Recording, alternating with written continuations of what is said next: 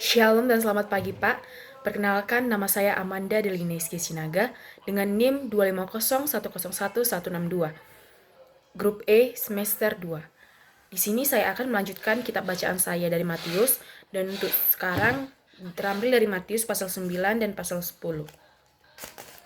Matius pasal 9 ayat 1 sampai 38. Orang lumpuh disembuhkan. Sesudah itu naiklah Yesus ke dalam perahu lalu menyeberang, kemudian sampailah ia ke kotanya sendiri. Maka dibawa oranglah kepadanya seorang lumpuh yang terbaring di tempat tidurnya. Ketika Yesus melihat iman mereka, berkatalah ia kepada orang lumpuh itu, "Percayalah, hai anakku, dosamu sudah diampuni." Maka berkatalah beberapa orang ahli Taurat dalam hatinya, "Ia menghujat Allah." Tetapi Yesus mengetahui pikiran mereka, lalu berkata, "Mengapa kamu memikirkan hal-hal yang jahat di dalam hatimu? Manakah lebih mudah, mengatakan dosamu sudah diampuni, atau mengatakan bangunlah dan berjalanlah?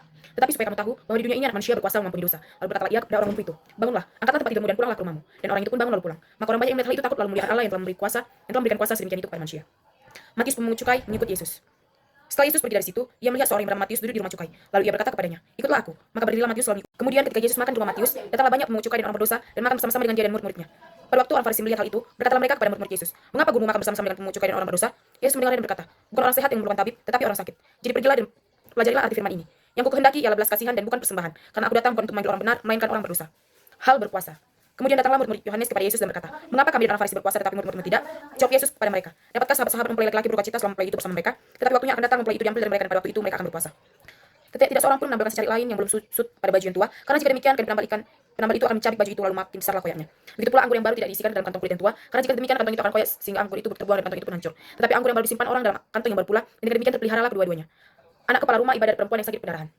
Sementara Yesus berbicara demikian kepada mereka, datanglah seorang kepada kepala rumah ibadat, lalu menyembah dia dan berkata, "Anakku, perempuan baru saja meninggal, tetapi datanglah dan letakkanlah tanganmu atasnya, maka ia akan hidup."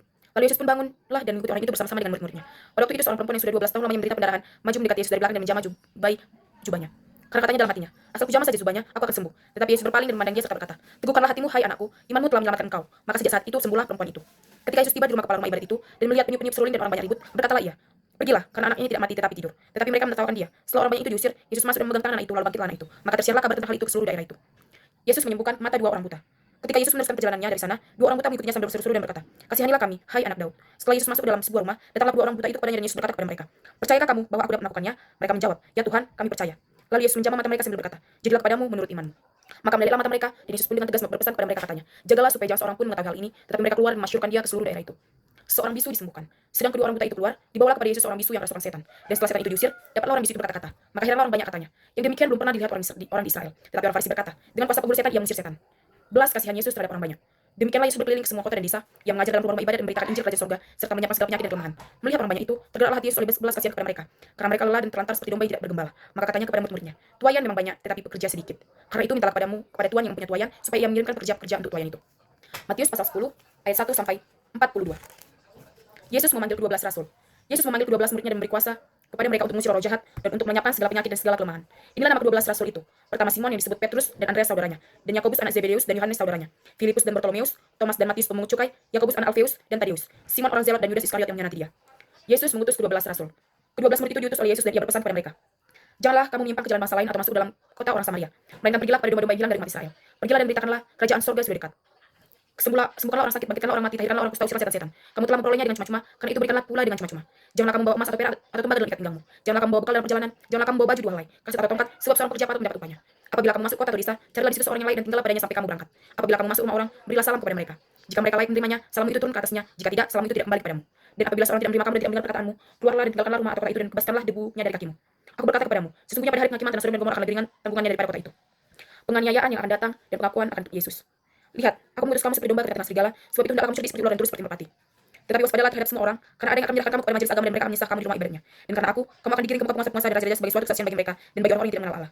Apabila mereka menyerahkan kamu, janganlah kamu khawatir akan bagaimana dan akan apa yang harus kamu katakan, karena semuanya itu akan dikaruniakan padamu pada saat itu juga.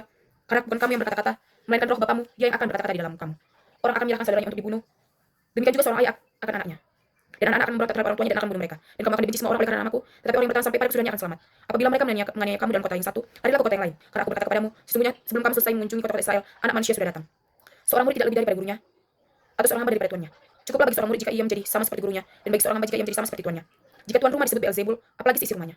Jadi janganlah kamu takut terhadap mereka, karena tidak ada sesuatu pun yang tertutup yang tidak akan dibuka, dan tidak ada sesuatu pun yang tersembunyi yang tidak akan diketahui. Apabila yang kukatakan padamu dalam gelap, katakanlah itu dalam terang, dan apa yang dibisikkan ke telingamu, katakanlah itu dari atas atap rumah. Dan janganlah kamu takut kepada mereka yang dapat membunuh tubuh, tetapi tidak berkuasa membunuh jiwa. Takutlah terutama kepada dia yang berkuasa membinasakan baik jiwa maupun tubuh di dalam neraka.